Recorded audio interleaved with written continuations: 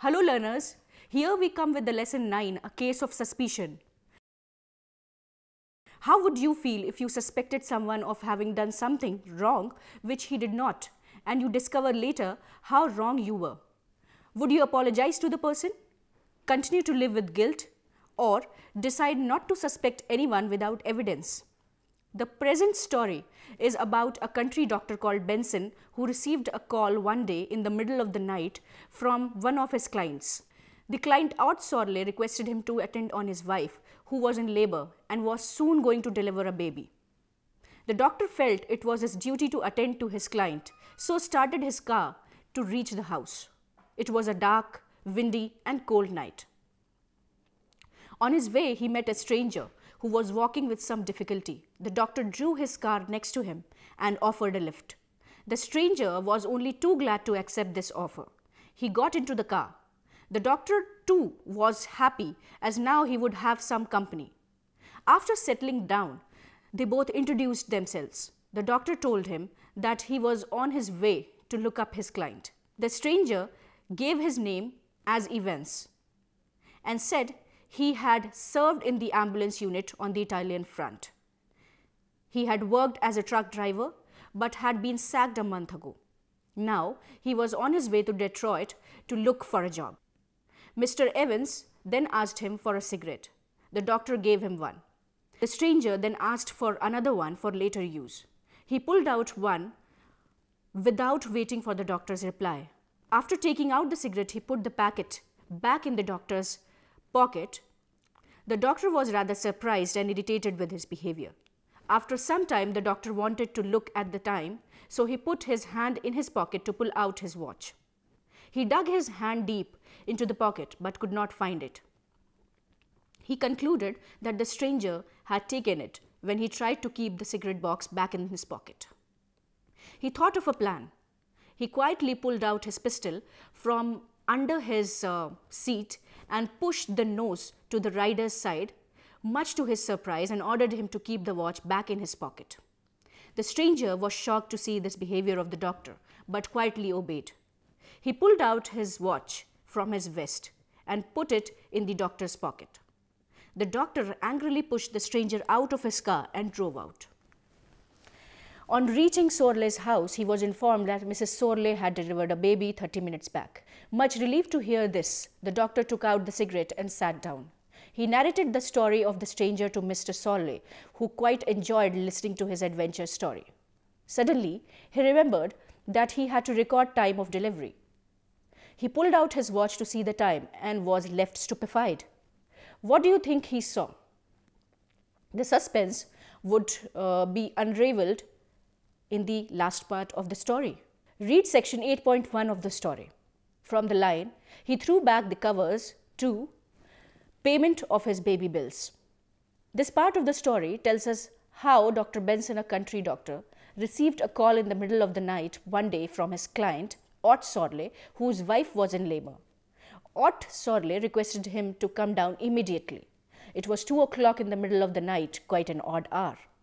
His mind complained about the horrible hour and wondered why children had to be born at such odd times. But Sorleys were his old clients, so he felt it was his duty to attend to his patient. Sorleys already had a dozen children, and never did she have a child in good weather or daylight. They were all born when the weather was horrible and always at night time. He packed his doctor's kit with necessary medicines and items needed for obstetrical cases and set the course for Ott Sorley's house. The night was biting cold and windy, but Dr. Benson wasted no time. He started the car, which started with some difficulty. Now read section 8.2 from "It was a long ride to the Sorley" to "Watch was not there." This section describes Dr. Benson's chance meeting with a stranger en route to Sorley's house. The stranger was walking with some difficulty against the wind. Seeing his plight, Dr. Benson stopped his car and offered him a ride. The stranger was more than pleased to accept the offer. Dr. Benson was also relieved that now he would have some company. After being seated in the car, the man asked Dr. Benson for a cigarette. Then The doctor gave him one, but soon the stranger asked for another one for use later on. The stranger pulled out one more cigarette from the packet without any hesitation and without asking. He put the packet back in the doctor's coat. The doctor was little surprised and annoyed at this impudence of the stranger. Thereafter, the two introduced themselves. The stranger, Evans, told him that he was in the ambulance section during the war and served on the Italian border. After the war, he had worked as a truck driver, but the company had sacked him and now he was without a job for almost a month. He was now on his way to Detroit in search of a job. The doctor also introduced himself. It was then that the doctor noticed fresh scar mark on the stranger's face. But just then he thought of Mrs. Sorley and wanted to check the time. He put his hands in the pocket, only to discover that the watch was missing. Imagine, learners, the shock on his face. Now, read section 8.3. In this section, we come to know what the doctor did next. Dr. Benson was now sure that the man had taken his watch when he had taken the liberty to put the cigarette box back in his pocket. He thought of outsmarting him. He pulled out his pistol, aimed at his neck, and ordered him to keep the watch back in the pocket. The stranger was quite shocked and surprised to see his behavior. He did not ask or show any resistance. He put his hand in the vest and pulled out a watch and put it in the doctor's coat pocket. Dr. Benson stopped the car and pushed Evans out of the car and without waiting drove off. He told him that he had an emergency and that he was going to save one life. Despite the pressure of time, he had taken out some time to help him. Meanwhile, Sorley had asked one of his sons to stand near the narrow wooden gate with a lantern to show him the way. When the doctor reached Sorley's house, he came to know that Mrs. Sorley had already delivered a baby without any problems about 30 minutes back. So he did not need to use any of the instruments that he had brought with him. He sat down, pulled a cigarette and started to smoke. But this became the turning point of the story.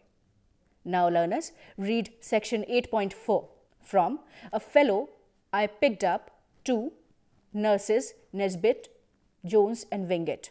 How would you feel when you discovered that your suspicion was baseless?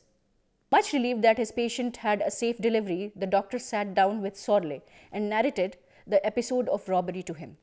Ott was amused to hear the doctor's adventure with a stranger, but was happy that the doctor had got his watch back. If he hadn't got his watch back, there was no way he could have recorded the time of the child's birth.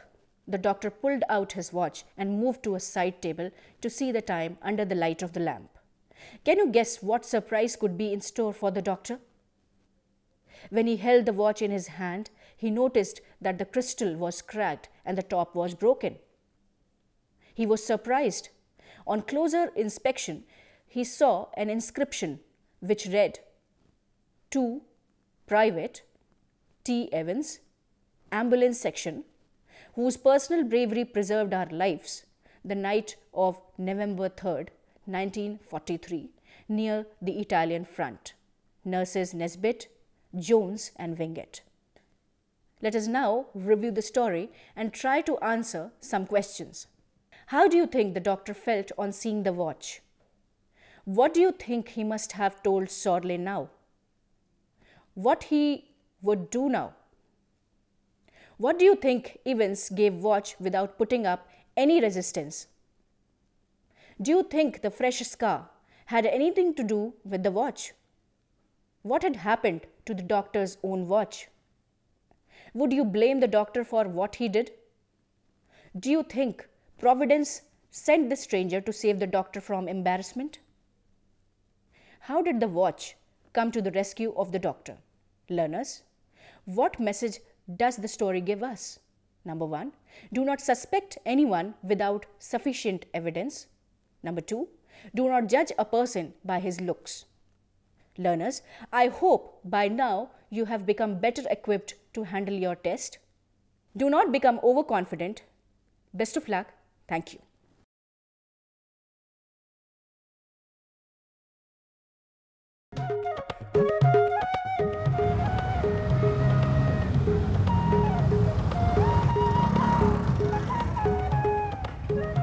ये है cool life, no फिकर no tension. एक हम है कंगले। पर यार accident हो गया तो? तू भी जनानियों की तरह उधेड़-बुन में लगा रहता है। जिंदगी एक ही बार मिलती है, एंजॉय। अब कहाँ चल दिया? मेरी इकोनॉमिक्स की क्लास है।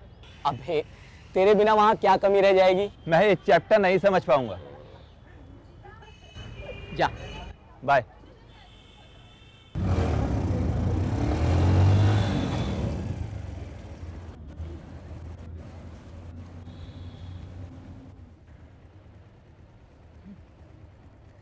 और बगला भगत।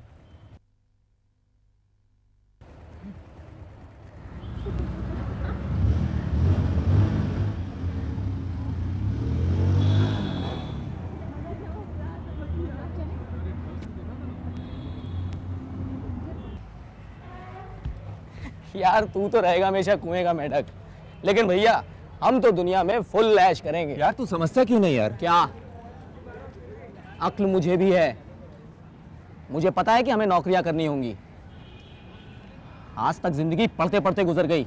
2 साल बाद सर पे नौकरी की तलवार टंगी होगी और हम कौन सा लाट कलेक्टर बन जाएंगे।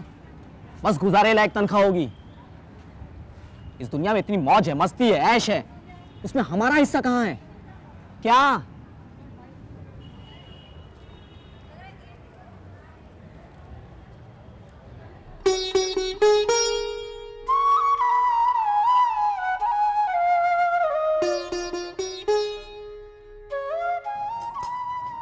ले बेटा खा। चाची जी आप सुबह से रात तक काम करती हैं, थक नहीं जाती? हाँ थक तो जाती हूँ बेटा, पर क्या करूँ, अब तो सुरिंदर की बहू ही आकर के आराम देगी। बहू क्या ऐसे ही आ जाती है? खर्चा करना पड़ता है, बहुओं को कुछ देना भी पड़ता है। अरे मेरी बहू आए तो सही, मैं उसे सोने की चूड़ियां पहनाऊंगी, सोने की। हाँ अरे वो मोबाइल क्या देख रहा है? तुझे क्या मालूम, मैंने एक एक पैसा जोड़ जोड़ कर अपनी बहू के लिए सोने की चूड़ियां बनवाई हैं।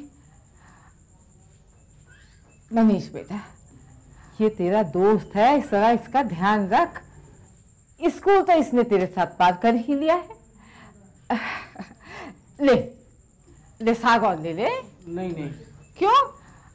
अरे ले भी ले। अबे यार वहाँ हमारे ग्रुप का क्रेडिट कार्ड चलता है। क्रेडिट को हिंदी में कर्ज कहते हैं। तुझे नहीं पता, मेरा ग्रुप बहुत दिलदार है। 100 के नोट तो वो कुछ समझते ही नहीं। जिस दिन तुझे उन्हें दावत देनी पड़ेगी तब क्या करेगा? वो तुझे फ्री में देकर आदत बिगाड़ रहे हैं। मर्द बच्चा हूं मैं, तो बस जरा मस्ती के लिए, आदत वादत में नहीं डालूंगा। जब चाहे यूं छोड़ दूंगा। तो अभी छोड़ दे।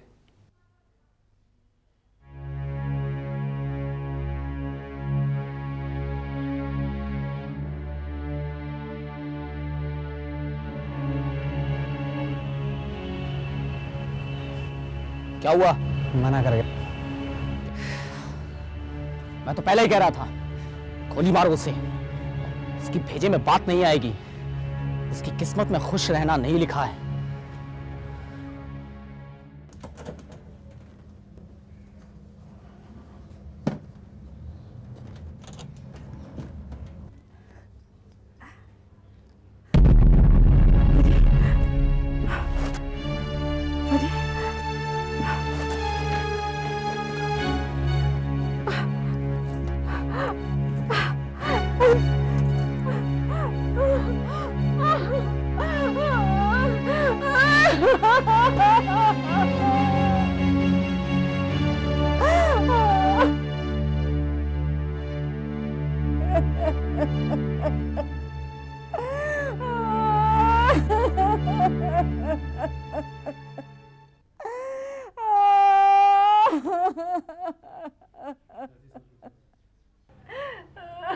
चाची जी सब्र कीजिए, सब ठीक हो जाएगा। कैसे सब्र करूं बेटे, कितनी मुश्किल से अकेली ने मैंने ये बेटा पाला है, और ये बेटा मुझे ये रंग दिखा रहा है। और मैं तो किसी से कह भी नहीं सकती। न जाने कैसे कैसे पैसे जुटा के मैंने इसकी बहू के लिए चूड़ियां बनवाई थी। बहू के लिए बनवाई थी ना, पेटो ने ले ली तो क्या आफत आ गई?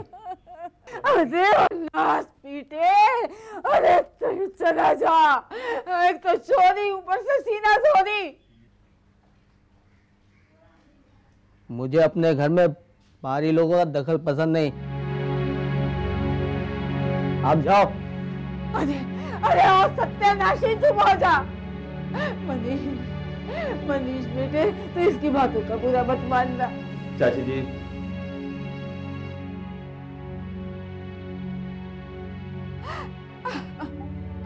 बहुत बुरा किया तूने, तूने बहुत बुरा किया। डॉक्टर साहब, मेरे बच्चों को बचा लीजिए। आप थोड़ा सब्र रखिए, चिंता ना करिए, हम अपनी तरफ से पूरी कोशिश करेंगे। सुरेंद्र, हम आपको 15 दिन के लिए इस सेंटर पे रखेंगे, दवाइयों एवं बातचीत द्वारा हम आपका इलाज करेंगे। पर एक बात का ध्यान रखना होगा, दवाइयों से इस आदत से छुटकारा नहीं मिल सकता। इसके लिए आपको अपना आत्मविश्वास बढ़ाना होगा, और अगर इस आदत को छोड़ने की तुम मन में ठान लो तो दुनिया की कोई ताकत आपको रोक नहीं सकती। इस बात को हमेशा ध्यान रखना।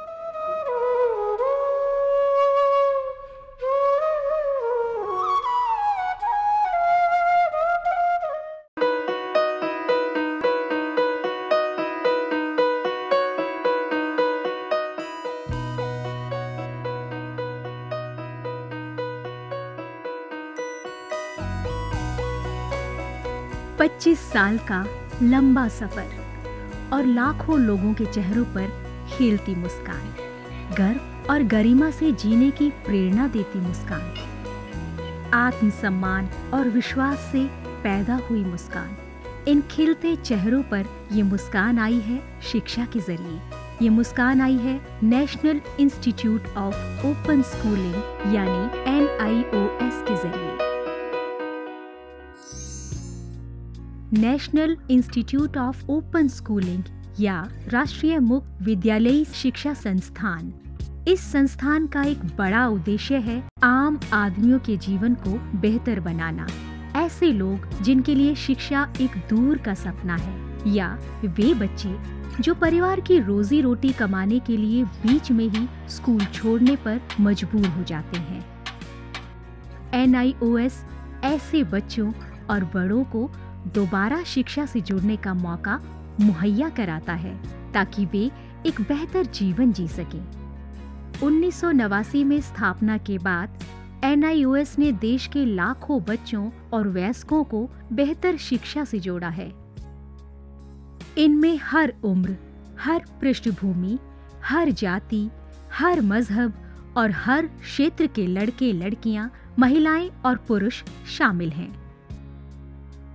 बढ़ई से लेकर पायलट, डॉक्टर, इंजीनियर, बेकर और दर्जी तक NIOS कोशिश कर रहा है सबको शिक्षित और सशक्त बनाने की, चाहे वो असम के दूर दराज इलाके में रहने वाला हो या फिर मुंबई जैसे महानगर का। NIOS ने अपनी मौजूदगी हर जगह दर्ज कराई है। NIOS ने शिक्षा की परंपरागत सोच को ही बदल दिया है। वो पढ़िए जो हम पढ़ाते हैं की जगह NIOS की नई सोच है, हम वो पढ़ाते हैं जो आप पढ़ना चाहते हैं।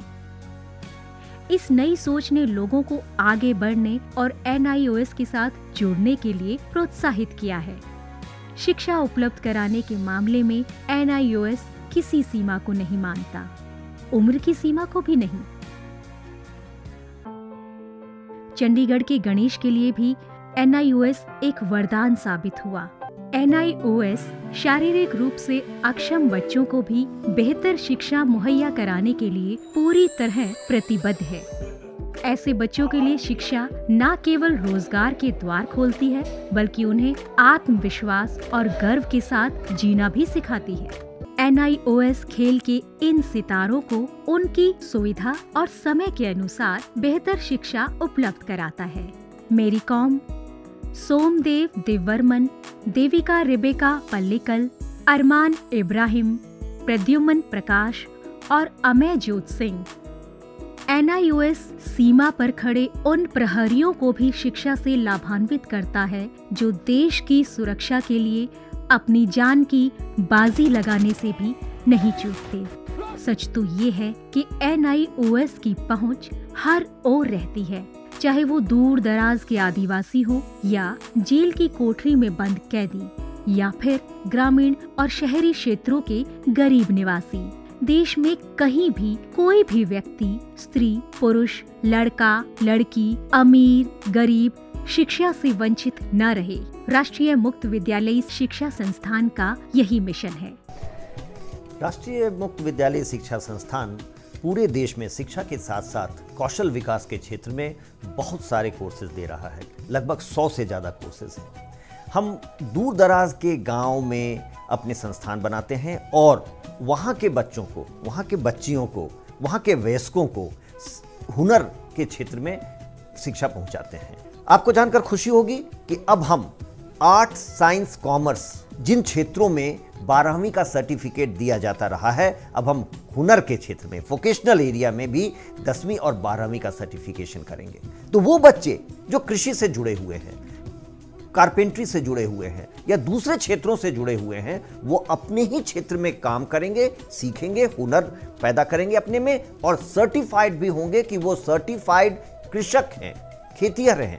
तो आज तक जो हमारे देश में ये सोच रही है कि आप 12वीं पास तभी कहे जाएंगे जब भूगोल, अर्थशास्त्र, भौतिकी ये पढ़ेंगे, अब ये समय बदल गया है। ITI में जितने बच्चे पढ़ते हैं, लगभग 18 लाख बच्चे हर साल दाखिला लेते हैं। अब हम उनको सर्टिफिकेशन करेंगे। NIOS अपने छात्रों को माध्यमिक स्तर पर 26 और उच्च माध्यमिक स्तर पर 19 विषयों का विकल्प देता है। पढ़ाई किस माध्यम से करनी है, इसमें भी आपको लचीलापन मिलेगा। माध्यमिक स्तर पर ही 7 भाषाओं के अलग अलग माध्यमों का विकल्प मौजूद है। शैक्षणिक कार्यक्रमों के अलावा 86 वोकेशनल शिक्षा कार्यक्रम भी उपलब्ध हैं, जो छात्रों को कामकाजी दुनिया के लिए तैयार करते हैं। वोकेशनल प्रशिक्षण को अधिक सुदृढ़ बनाने के लिए NIOS ने ITDC, Cisco, Indian medical association जैसे कई सरकारी और गैर सरकारी संस्थानों के साथ भागीदारी स्थापित की है। आज लाखों छात्रों के लिए अपनी पसंद का स्कूल है राष्ट्रीय मुक्त विद्यालयी शिक्षा संस्थान यानी national institute of open schooling. NIOS ने एक लंबा सफर तय किया है, लेकिन मंजिल अभी दूर है। निरंतर विकास और नवीनीकरण के लिए NIOS सदैव प्रतिबद्ध है। शिक्षा का उद्देश्य महज रोजगार जुटाना ही नहीं है, बल्कि स्वयं को सशक्त बनाना भी है। NIOS लाखों छात्रों के लिए यही आत्मसम्मान दिलाने में जुटा है। लाखों लोगों के लिए एक आशा और उम्मीद है। National institute of open schooling. शिक्षा सबके लिए, कहीं भी, कभी भी।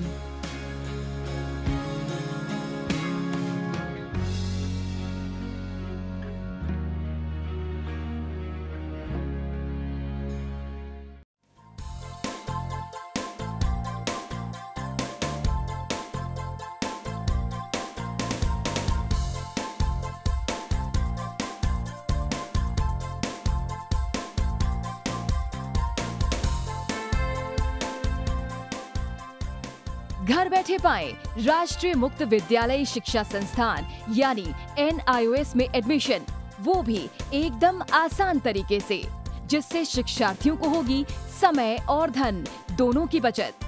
NIOS से शिक्षा कभी भी, कहीं भी। शिक्षार्थियों, क्या आप जानते हैं NIOS में एडमिशन लेने का सरल और सुगम तरीका, जिससे शिक्षार्थियों को ऑनलाइन प्रवेश लेने में सहूलियत मिलती है।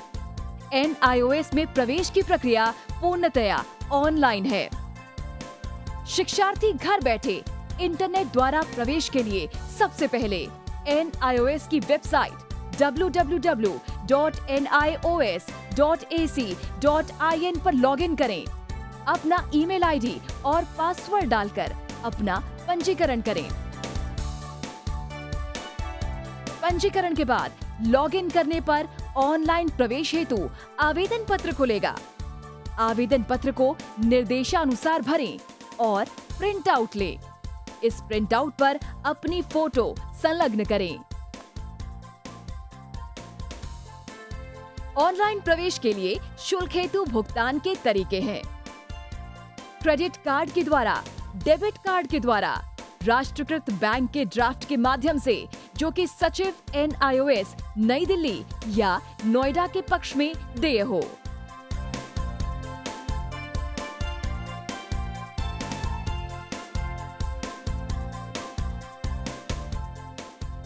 भरे हुए आवेदन पत्र के साथ साथ डिमांड ड्राफ्ट और संलग्न किए जाने वाले दस्तावेज हैं: जन्म रजिस्ट्रार के जिला कार्यालय से जारी जन्म प्रमाण पत्र की सत्यापित प्रति, जिसमें जन्म तिथि अंकित हो, पिछले विद्यालय से प्राप्त विद्यालय छोड़ने का प्रमाण पत्र, जिसमें आवेदक की जन्म तिथि लिखी हो।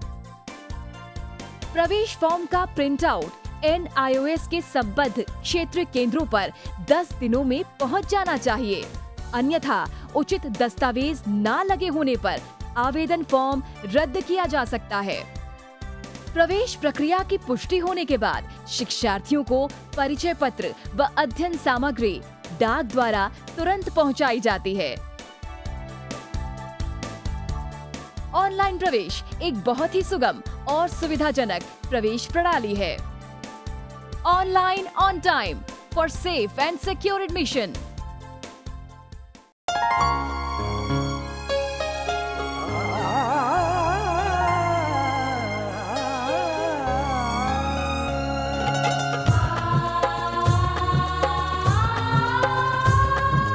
जीवन ये प्रकाशित करने, राहों को आलोकित करने, हम अपना दीपक स्वयं बने, हम अपना रास्ता स्वयं चुने।